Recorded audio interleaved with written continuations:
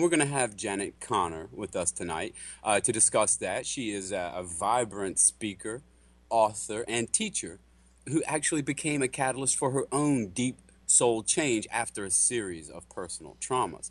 Her landmark book, Writing Down Your Soul, published by Canary Press in 2009, is going to connect you to your extraordinary voice within.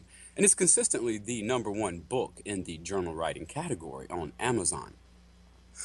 Janet Connor also developed My Soul Pages, which was also published by Canary Press in 2011. And it is a unique companion journal designed to support your deep soul writing efforts. So for more information about Janet Connor, you can visit her website at janetconnor.com. And folks, that's Janet, Conner, not O-R. It's Janet Connor. And we're going to be preparing to bring her on here in a little bit. I personally am quite excited to talk to Janet, and I do believe she's ready. Hi, Janet. How are you? Hello. I'm fabulous. Well, we're so happy that you're here with us this evening to talk about soul writing. So let's go ahead and begin. First of all, my big question is, we hear about automatic writing all the time. So how would you compare soul writing to automatic writing? Aside from the fact that they both use the word writing, I'm not sure they have much in common at all. Now, I've seen a couple of demonstrations of automatic writing, and I can't say that the demonstrations I've seen are necessarily universal to everyone that says they do automatic writing, but the demonstrations that I saw, the person is almost in a trance-like state, and something's coming through them, but it isn't words, it isn't English, it's movement on the page. And then when it's finished, then they look at this and try to decipher. And the other people around them would say, oh, well, I see this and I think this. Now, in deep soul writing, I know that I, Janet, am 100% present, and I am accessing something. Call it the voice, call it God, call it divinity, call it infinite mind. I don't care what you call it, but it's that which is within you that is so much greater than you. And so there's this conversation. It's a conversation. And I'm speaking in English and the voice is answering in English. There's absolutely no doubt in my mind. I can see it on the page. We are having a conversation, and I recognize every word of it. I know what's happening. So my general awareness of automatic writing is that it's not a crystal clear conversation. It's a little bit more of a mystery. Is that what your experience has been with automatic writing? I would think so, because the output seems to be so garbled a lot of times with the automatic writing. For those listening, I'm not sure if you guys have seen examples of it, but it seems as if we start out with these huge looping scrawls, and then eventually something intelligible emerges out of that. Yeah. But if I'm understanding you correctly, the output of soul writing is much more lucid, much more controlled, where you're affecting a connection with some entity, some voice, something inside of yourself. Yeah. Oh, yeah, it's an English conversation. Now, you're right, full speed ahead, because you're trying to get your conscious mind to shut up and get out of the way. And so I do recommend that you write very, very quickly. So capital letters, punctuation, maybe that's not all there, but it's certainly not garbled. You know, and you know that wisdom, guidance in clear, and of course when I say English, if you speak Spanish and Spanish, Japanese, and you know what has happened to some people in my courses, and they've shown me their journals, and I must confess I'm very jealous of them. If they are currently living in the United States and speaking English, but their first language is Spanish or Vietnamese, they have shown me their journals where they show up, say hello to the voice in English, and begin to tell their story and ask their questions.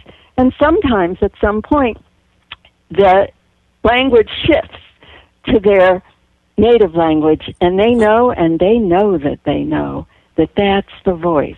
I'm very jealous of them. Yeah. Would you say that being multilingual would make it a little easier to, I mean, would you say that this is a good reason maybe to study a foreign language, perhaps to widen your access I don't to know. I whatever think it's this just a source great is? gift that people who have access to multiple languages, and they didn't plan on this. Every time they showed me Right. their journals, their mouths were hanging open. They didn't expect to speak in English and get an answer in Vietnamese. But everybody does, Stephen, have what I call a signature. The voice is present and makes itself known in some very special, unique, personal, loving way to you.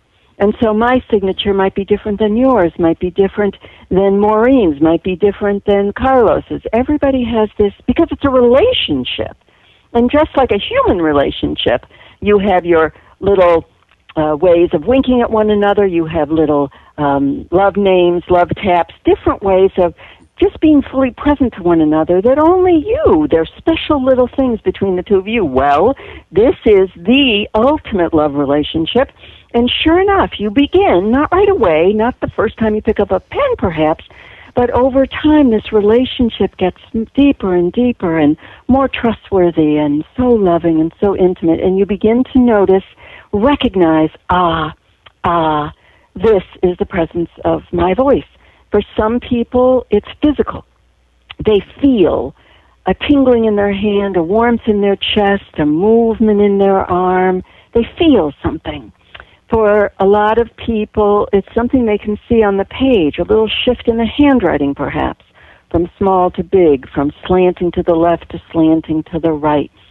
For some people, it's a shift in the pronouns. This doesn't happen to me very often, but for some people it happens a lot, that they write I, da da da da da da da da, and the voice answers you, da da da da da da da.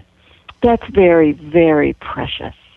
My signature is when I'm deep, and we are so deeply connected. This doesn't happen all the time, and it usually happens when I need a very profound message or piece of wisdom. But I will be writing very, very quickly. It does always happen when I'm writing very fast. And the pen almost gets heavy.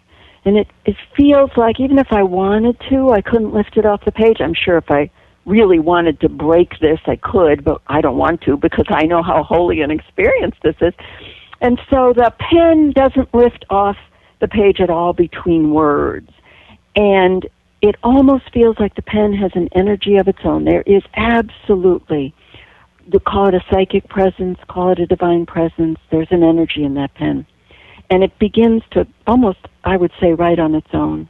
When that has happened to me, when I stop and go back and read, it's always something very deep, very important. That's a big signature for me. Well, in your book, Writing Down Your Soul, you mention a voice. And when I say voice, I mean this as a capitalized essence, a capitalized V voice that one listens to and heeds. What I have two questions here, essentially. A, what is that voice? What is that voice? And B, is there more than one of them? Well, let's try to answer the unanswerable question. What is the voice? And as far as I can tell, absolutely everybody has their own definition.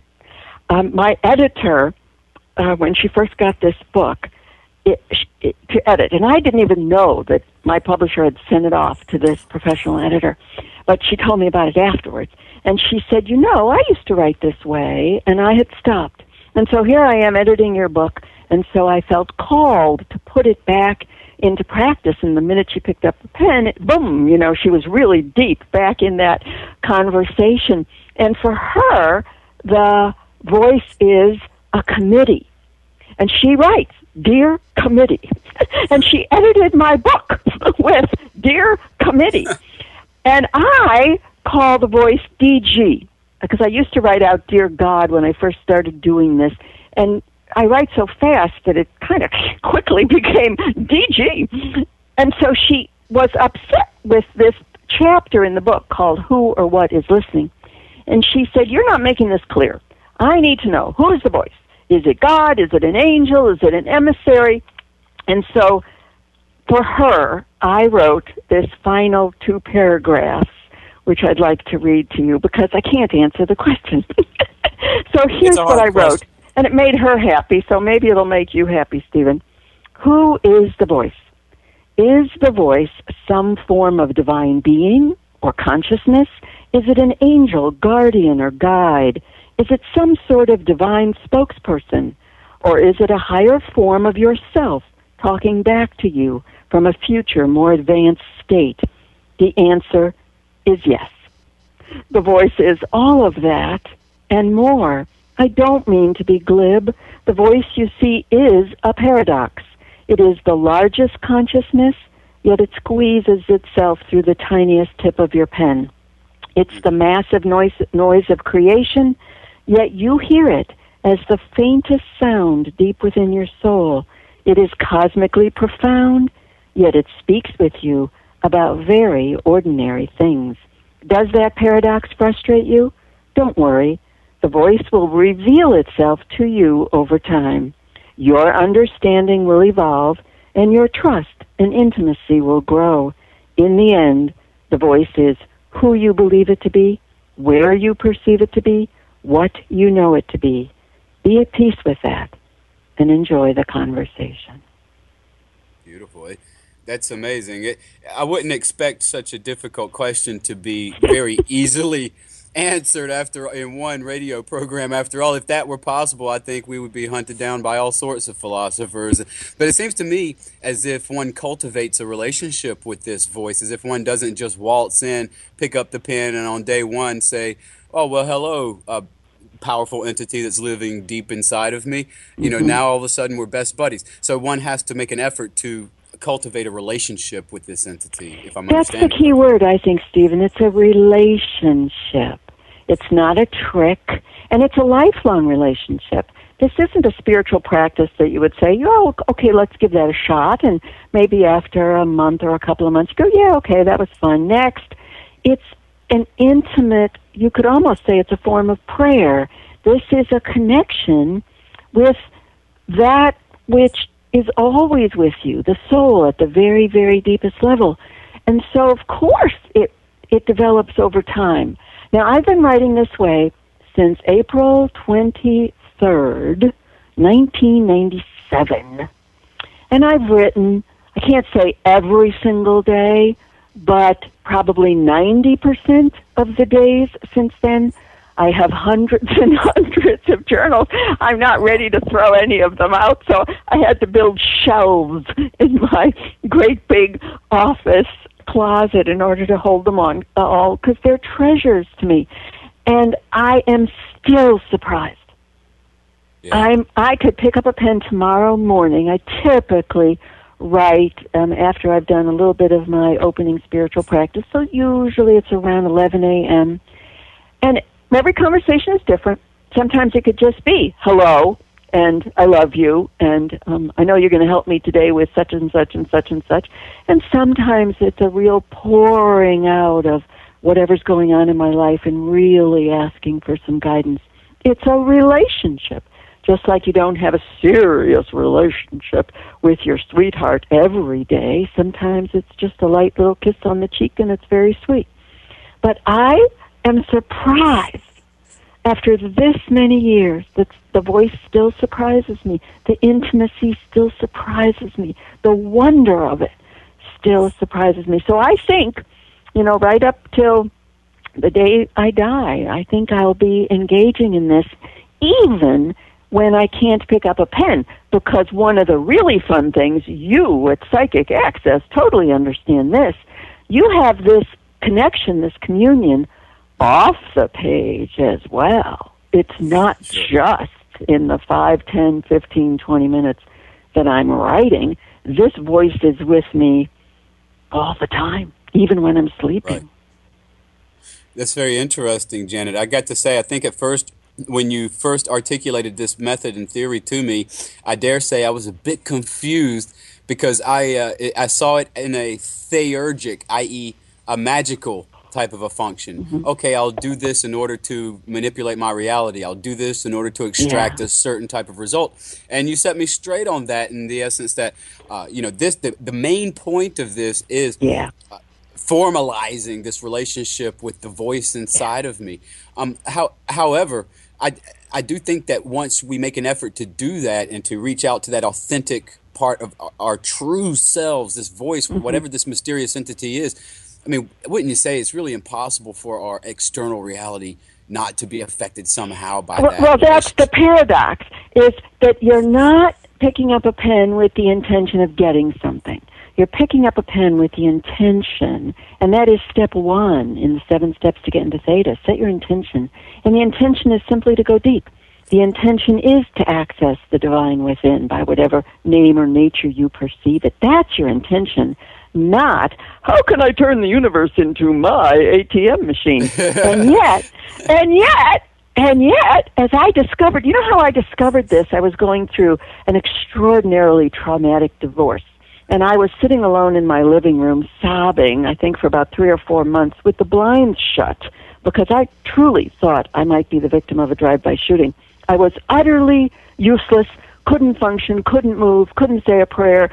And my puppy, it is one of the most amazing stories, my puppy went into my office, somehow got off the shelf my untouched copy of The Artist's Way, and dragged it to me. Now, I don't care what kind of shape you're in, no matter what you're going through. At that point, you do look at this puppy at your feet dragging this book that's bigger than he is and say, oh, I do think help has arrived. You know, I better pay attention here. Sure. And I started reading The Artist's Way by Julia Cameron. I had never opened it. And I only made it, Stephen, to page 15. That's honestly as far as I needed to go, because on page 15, listen to what I read. Anyone who faithfully writes, she calls them morning pages. I don't care. You can write at 4 o'clock in the afternoon, 2 o'clock in the morning. I don't care. Anyone who faithfully writes morning pages will be led to a connection with a source of wisdom within.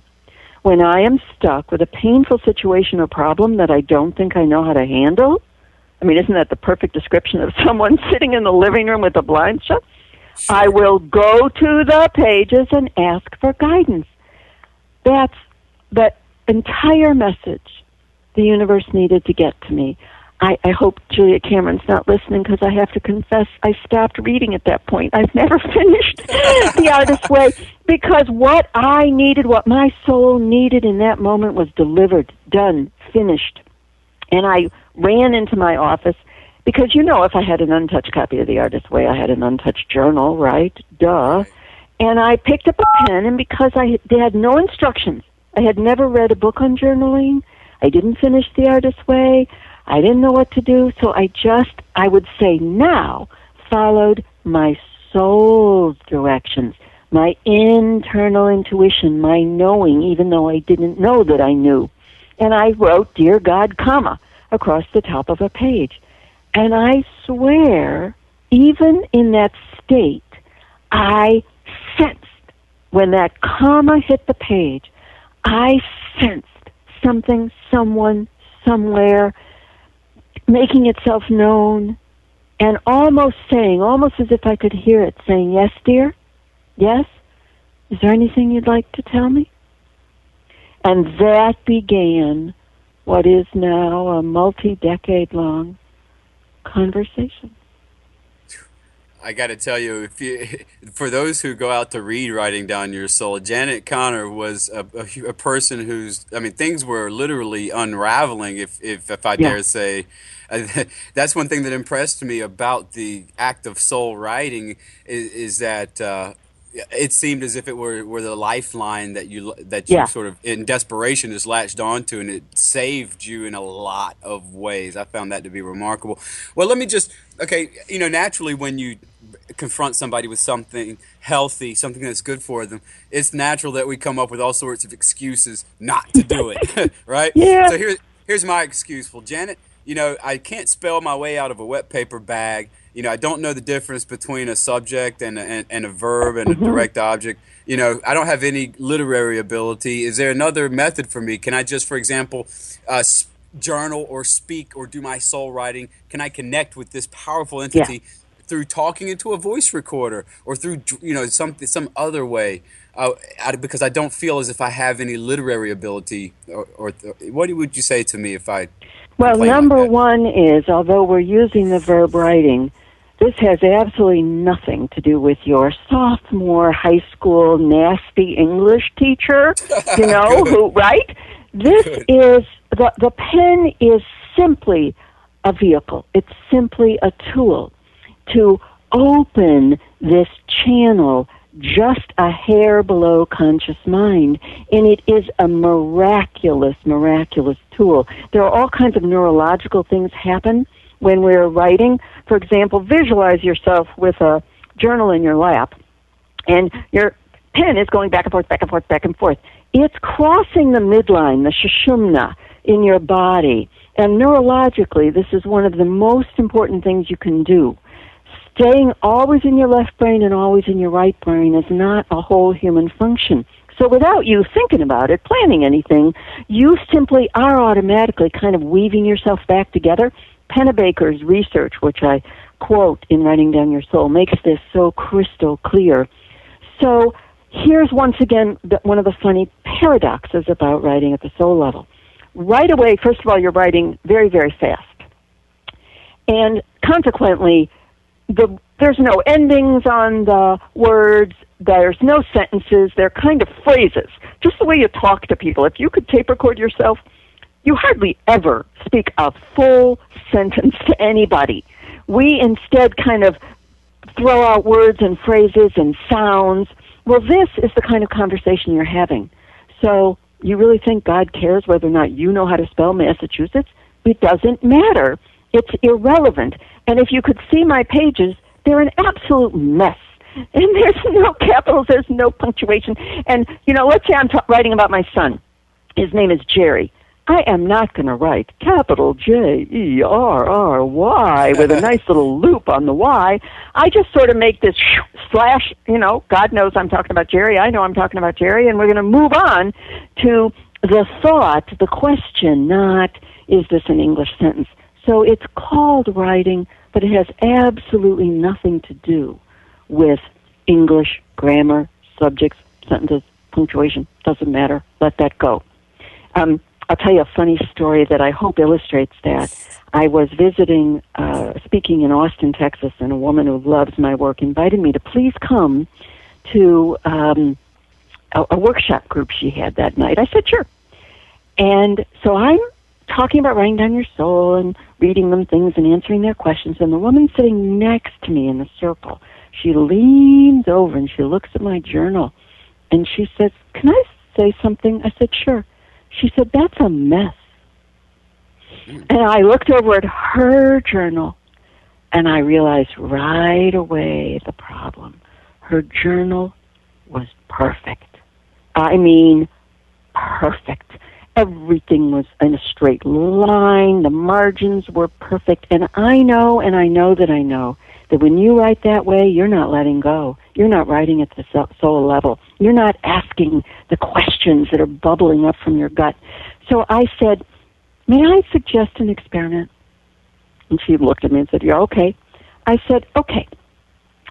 The next time you pick up a pen, tomorrow morning, would you please visualize on your shoulders your mother, your father, your English teachers, all the judgmental people. And she started to giggle.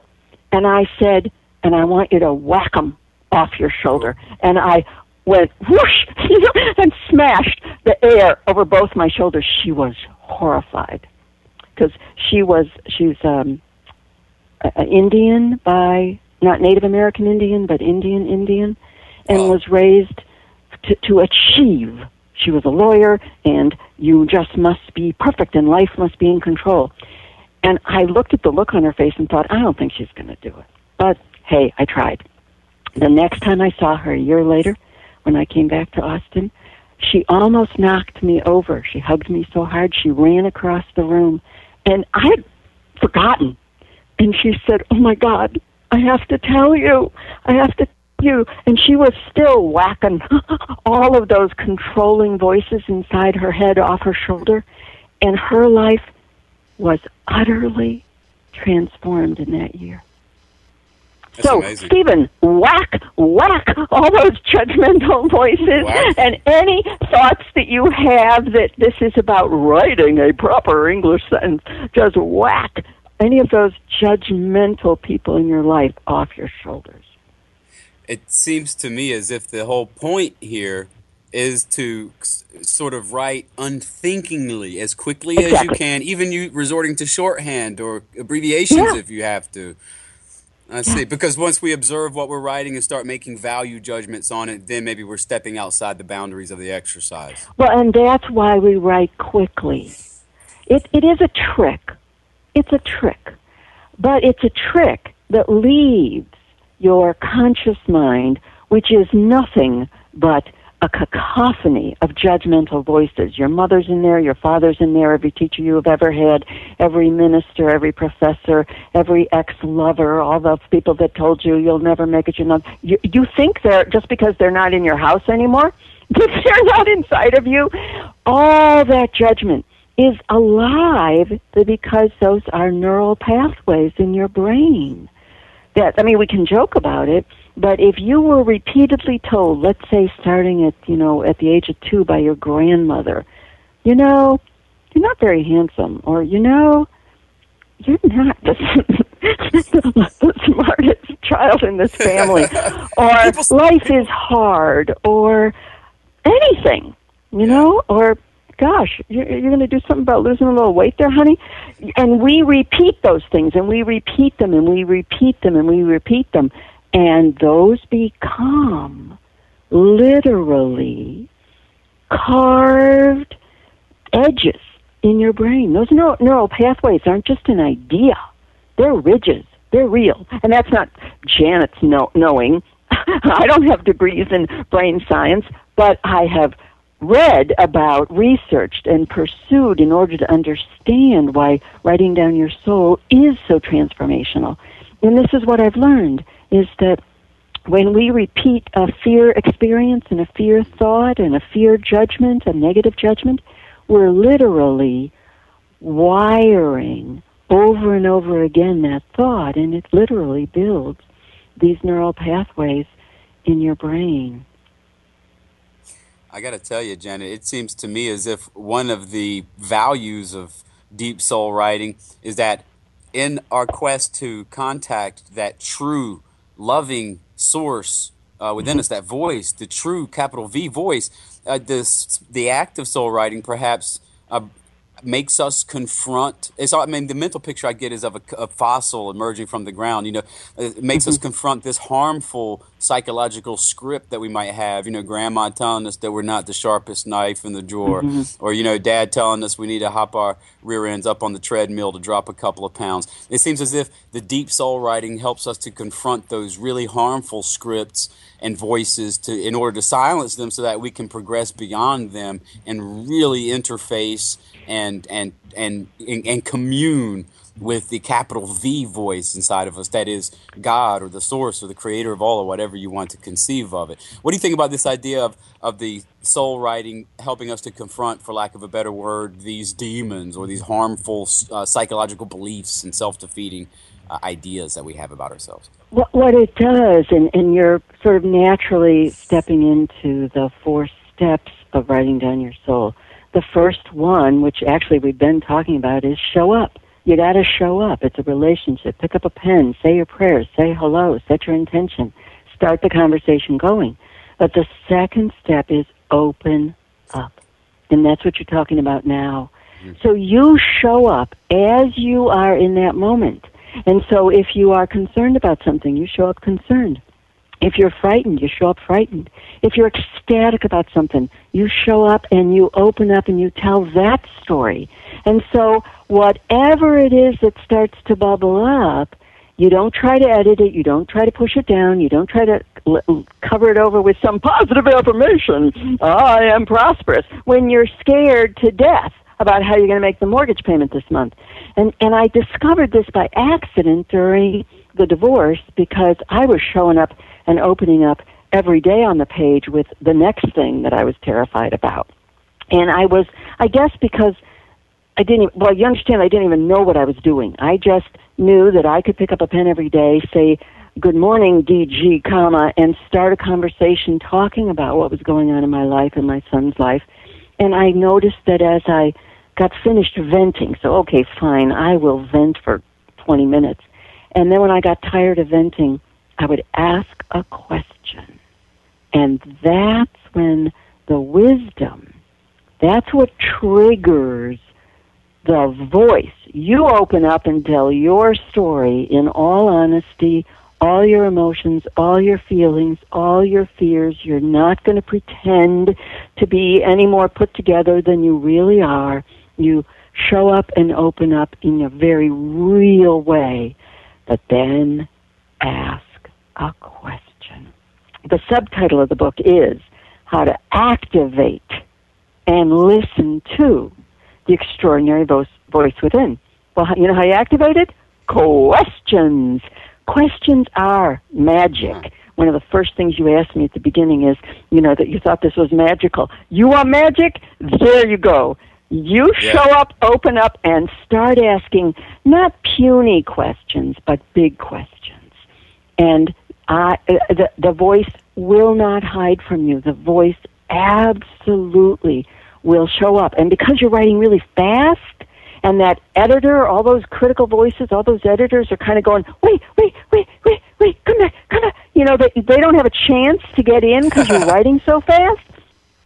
Then the voice, the wisdom, the divinity, the intuition, the guidance, it does come through. And because you're writing really fast, you don't edit it either.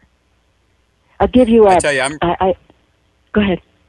Oh, I'm sorry. I was just going to break in here. We're going to take a real quick 1-minute commercial break, Janet. But when we come back, if you don't mind, I would love to explore the relation between soul writing and achieving the Theta State and perhaps doing things like enhancing your creativity and things like that. I would also like to remind everybody listening that you can find Janet Connor. I apologize. I just made you Irish by accident. Sorry, Janet. Oh, I'm Irish. You are Irish. Okay, well, we're going to drop the O anyway. You can find out more about Janet Connor, find out more about her books, her courses, all of her offerings at janetconnor.com, and that's CONNER.com. We will be back in 1 minute. A new era in psychic services has begun. PsychicAccess.com. You can connect with our psychic advisors by telephone or chat 24 hours a day, 7 days a week. All of our psychic advisors are interviewed, fully verified, and accuracy tested, assuring you quality service. We're living in some very troubled times right now. More and more, the world's problems are affecting us on a personal level. You don't have to deal with this alone. Our highly accurate psychics, caring advisors, and talented mediums can help with situations you are currently experiencing and can let you know what the future may hold for you. All new customers get a free 6-minute reading. All you have to do is register. Why not visit us now and get a free reading at PsychicAccess.com.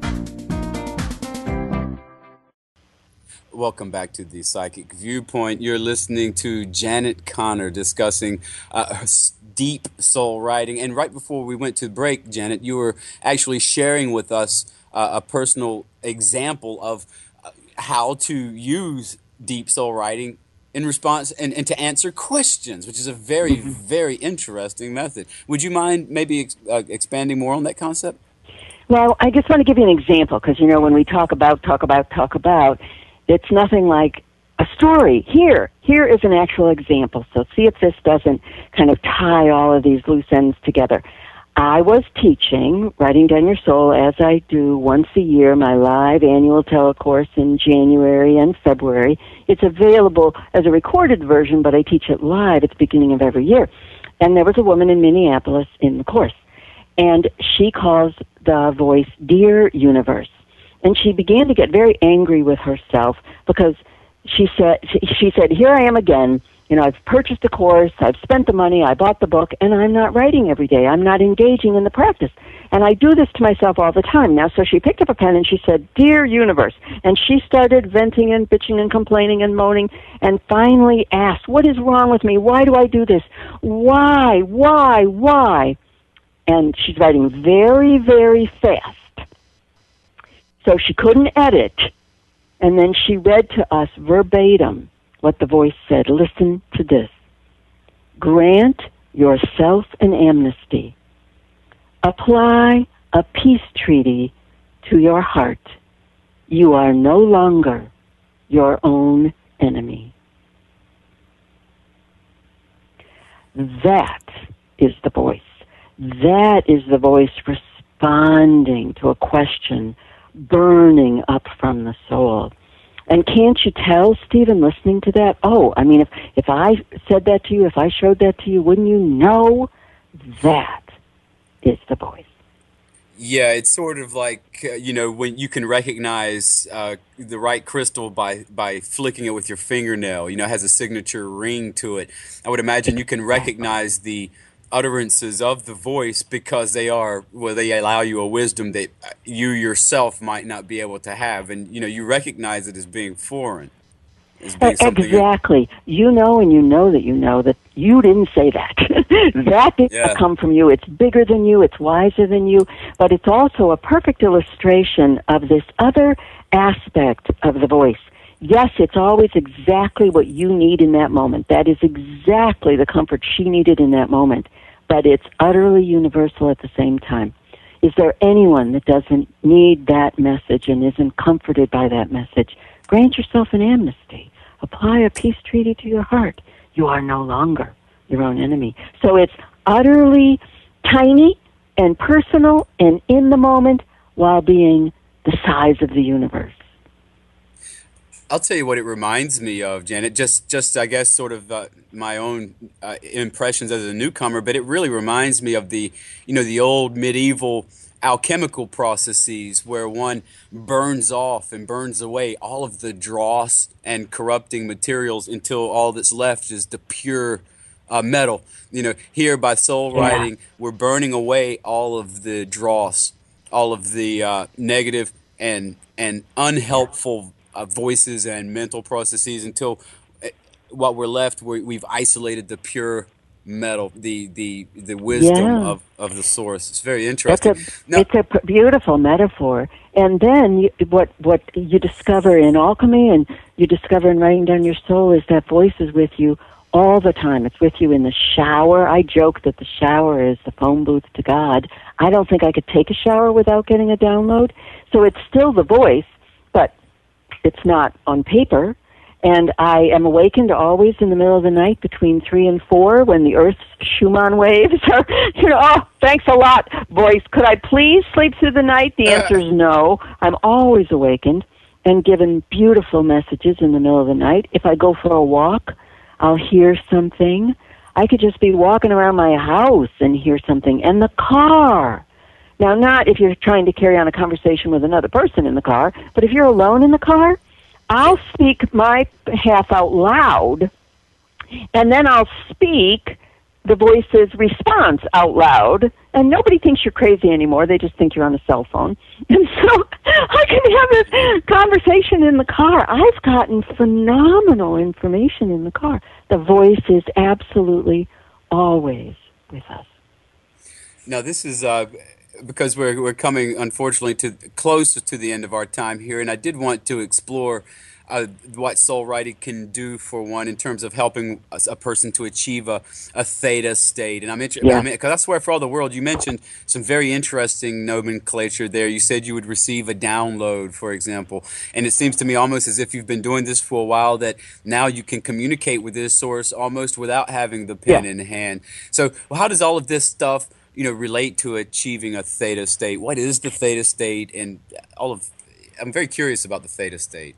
The theta brainwave state is it. The theta brainwave state is the state you're in when you are claircognizant, clairvoyant, clairaudient, clairsentient. The theta brainwave state is where you are in deep soul writing. The theta brainwave state is where you have to be for any real creativity or breakthrough thinking, and every single person on the planet can access it naturally 2 times a day as you're falling asleep and your brainwaves are slowing down from the ultra-fast worry brainwave of beta. Then it slows down to alpha, which we usually think of as the flow state. When you're doing some really good work, maybe a script for your show, then you look up at the clock and go, look at that. Where'd the time go? You've been in deep alpha. But in deep alpha, you're rearranging, collating information that is already inside of you, things you already know. Maybe creating something new out of them, but it isn't new information. But then when your brain waves get really slow, right before delta, which is sleep, that's creativity. It's like a portal to divine mind and creativity. And that's what happens when we write at the soul level. All that's happening when you pick up a pen and write this way, and I'll very quickly give you the 7 steps to get into theta, then you slip into theta, and when you're in that really deep state, like I described when the pen has an energy of its own, that's mystical theta. I get all my books. My big signature series is called Your Soul Wants 5 Things. I was lying in bed in the morning, the second time when you naturally have access to theta. But what do? We hear the alarm and we jump out of bed and we leave this creative bank. We leave it empty on the pillow. But I've trained myself. I stay in bed and just lie perfectly still. I heard one morning as clearly as if someone was standing at my left ear, your soul wants 5 things. And that's what I'll be doing for the rest of my life, teaching these 5 courses, writing all of these books. Writing down your soul is simply the first thing your soul wants, to connect with Source. So here's how you get into theta. So if anybody's listening, I'm going to do this really, really fast, so grab a pen. And, of course, all the information is at janetconner.com and in Writing Down Your Soul. And in all of my companion journals and books after Writing Down Your Soul, I actually always at the front of the book list these 7 steps. Number 1, set your intention. We already talked about that. Number 2, address the voice by name. And there's a chapter in the book where you will be given. It's simply as the relationship grows. You ask, what is our private and personal name? Everybody gets a name. Everybody gets a name. And so it's part of that intimacy that you say, dear Abba, dear beloved, dear one, dear friend. Number 3, write by hand. And there isn't time to go into all the neurological glories of writing by hand, but visualize this. If you try to do it on the computer, first of all, your left hand and your right hand never cross. There's no integration. There's no neurological integration. And number 2, the minute you misspell something, and of course if you're typing very, very quickly, it's going to be a mess, then it's a mess on the screen, and your eye picks up that information, delivers it to your brain, and you are yanked back into judgmental, editing, conscious mind. If you can hold a pen, write by hand. If you can't, get voice recognition software. Number 4, activate all 5 senses. You don't have to worry about vision, that's obvious. You actually don't have to worry about hearing, because the brain people have measured that when you're writing, all of the portions of your brain responsible for hearing are firing. You are hearing what you write. And obviously it's a physical activity, so touch is engaged. So that just leaves smell and taste. Smell is our most powerful scent. We want to get out of conscious mind. Smell gets you into the limbic brain instantaneously. And so I light a scented candle. You can do whatever you like, but always, always activate the sense of smell, and you'll be like Pavlov's dog. The minute you activate the particular scent that for you represents this connection with the divine, poof, you'll be slipping into theta. And then I explain in the book how we engage taste. It comes from the ancient Navajo tradition. You drink a little water after you're finished, whispering out loud the wisdom and the guidance and the grace that came through. And that way you are literally taking those blessings into your body at the cellular level. Number 5, ask lots of open-ended questions. The book has 45 pages on questions. There are 5 categories of questions that are pure magic. Number 6, Amazing. write fast. We've talked about that quite a bit. And number 7, be grateful. Say thank you. I even write it out every single time as I'm saying goodbye, because you were heard, whether you think anything happened or not. You were heard. So never leave out number 7, be grateful. That list has almost nothing in common with standard journaling, and you can go to my website or look at the back of Writing Down Your Soul. There's a long 2-column comparison of Writing Down Your Soul and traditional journaling. You'll be shocked. They have almost nothing in common.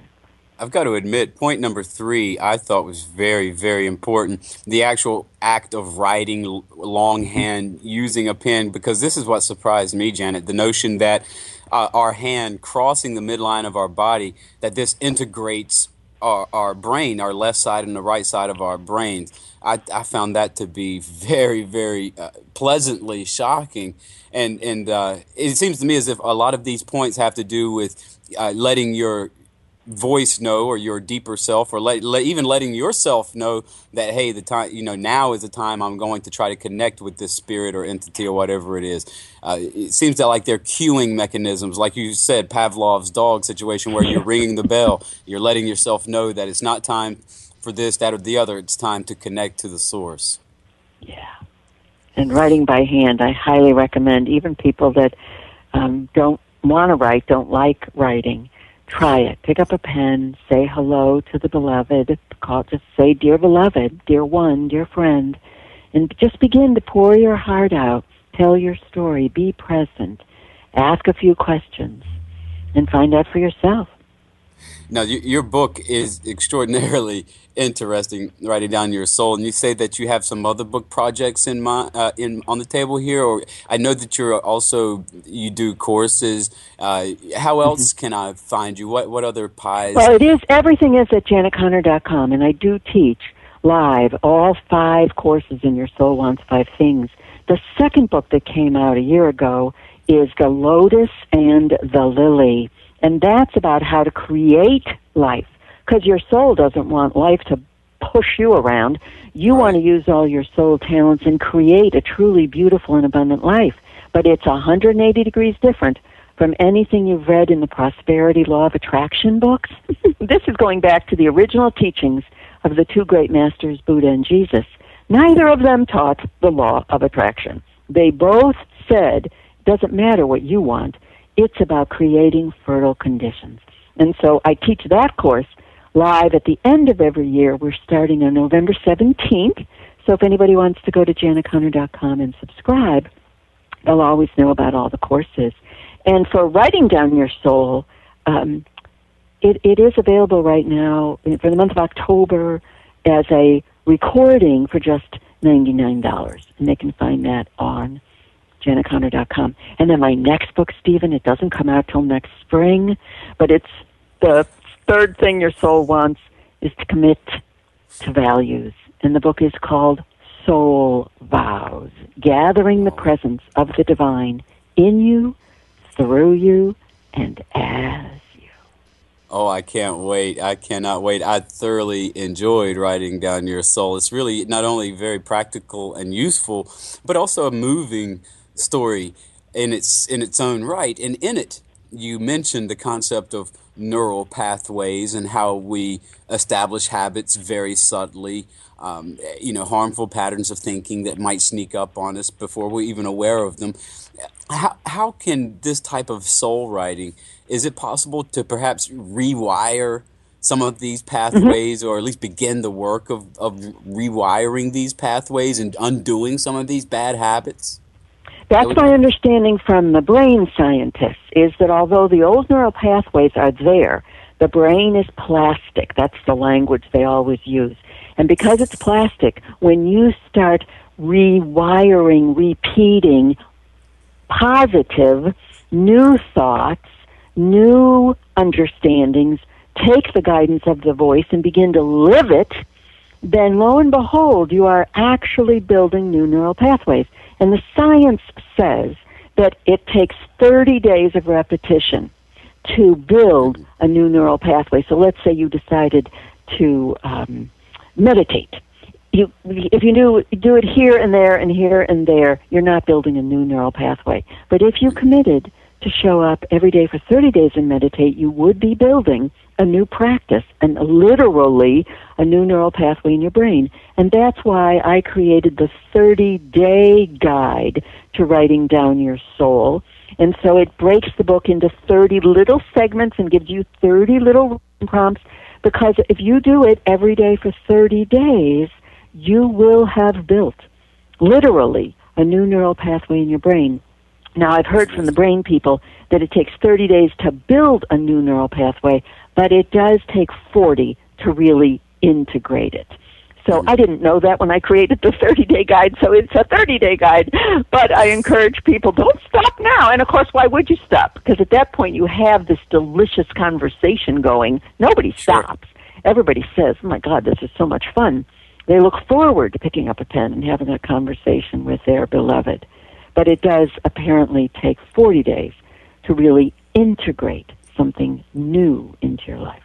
40 is a number sanctioned by a lot of mythologies and spiritual systems. I got to tell you, your programs really seem to me as if they would benefit writers and artists and other people a lot. You also don't you do a show as well, like on? Yeah, I have a radio show. In fact, I did it today, so I posted on Facebook. Well, the tables are turning. I went from being the interviewer on The Soul Directed Life, which is on the Unity.fm network. I'm always live on Thursdays, but a person can subscribe at iTunes or listen to the podcast anytime they want. Just go to Unity.fm, program The Soul Directed Life. I've got to tell you, I'm very impressed with your work, Janet. I highly recommend your book. I thoroughly enjoyed it. Again, just for the story in its own right, it's very instructive and enlightening, but the method that you articulated in that book is quite useful. Again, if you're listening to this and you've got a novel on the back burner or any kind of artistic project, you can't afford not to explore this material because it's creative dynamite. Wouldn't you agree, Janet? Absolutely. I did. Well, that's the fourth thing the soul wants, is to express its beauty fully. And I teach 2 creativity courses in the summer, and we focus on creating in what I call the intersection. The intersection is, imagine 2 circles overlapping and creating a Vesica Pisces shape. That Vesica Pisces shape is the result of your spiritual practice overlapping with your craft, whatever it might be. So, yeah, it's an explosive way. You just, once you're in the intersection, you almost want to raise your hands and say, okay, hold back here. People ask me about writer's block, and I have no idea what they're talking about. I have to say to heaven, hello, excuse me, I can write 1 book this year, okay? 1. Hold your ideas, please. Thank you. I would imagine that soul writing would completely nullify or at least reduce any kind of a blockage. When you have a source to query and ask questions, anytime you come upon a roadblock, then you've given yourself an advantage creatively. Well, and just get yourself back in Theta. Take a shower and just allow those ions and that warmth and that white noise. Have a conversation in the car. Go for a long walk. But most importantly, don't get up in the morning. Lie in bed. You're already in this delicious, rich, all your thoughts are just oozing with Theta. You'll be astonished. The problems will be solved. The next painting will be given to you. You'll receive the next measures of your music. It's creativity playground, and we jump out of bed. Yeah, I've always thought that Western society has chosen the wrong way to wake up in the morning. I mean, an alarm clock that's braying and screaming. I mean, seriously, why not just hire somebody to slap you repeatedly in the face in the morning to wake you up? You know what I mean? Or maybe smother you in your pillow for about 35 seconds. Well, Janet, look, we've come to the end of our time together. Unfortunately, this hour has melted away. Thank you so much for coming up here to discuss all of this useful, fascinating material. Thank you so much, Janet. I really appreciate it. And thank you, Stephen. What a wonderful service your show is. I'm grateful to be a part of it. Oh, thank you. We're very proud to have you here, Janet. And everybody listening at home, by all means, visit Janet Conner at janetconner.com. And again, she's a Conner with an E, CONNER.com. Pick up her book. You'll be eternally grateful that you did. It will definitely help you. Get the workbook to it while you're at it. Take her courses and listen to this teacher's voice on Unity FM. You will be glad that you did. Janet, thank you very much. And I wish you lots of blessings in everything that you do. Bless you too, Stephen. Thank you. Likewise. We'll see you later, Janet. Hello, my name is Res Miranda. If you're having relationship, career, or life issues, I'm inviting you to experience what it's like to have access to professional, highly accurate psychics and spiritual advisors you can trust to care and help you. Register now to get your free 6-minute reading by telephone or chat. Get answers. Get access. Psychic access, 24 hours a day, 7 days a week. PsychicAccess.com.